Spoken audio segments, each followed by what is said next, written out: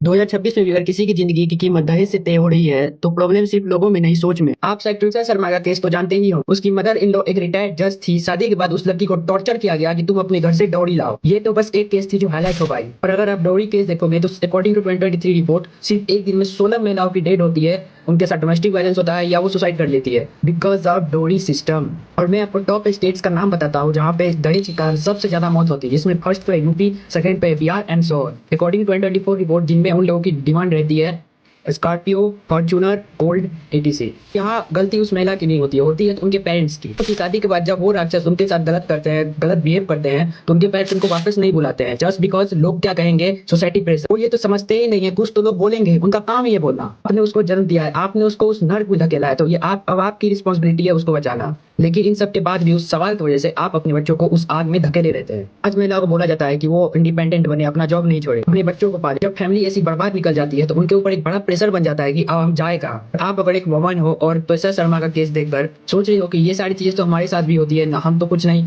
बोल पा रहे हैं ना कुछ कर पा रहे हैं, तो वो आपको बढ़ने से पहले आप रोक लीजिए, आप वो स्टॉप लगा लीजिए, क्योंकि धीरे धीरे कुछ सही नहीं होता, हालत और बिगड़ती जाती है। और अगर आप हमारे साथ जुड़ के अपनी आवाज उठाना चाहते हो तो आज ज्वाइन करो हमारा नारी शक्ति मूवमेंट, क्योंकि चुप रहना और जान गंवाना कोई सोल्यूशन नहीं है।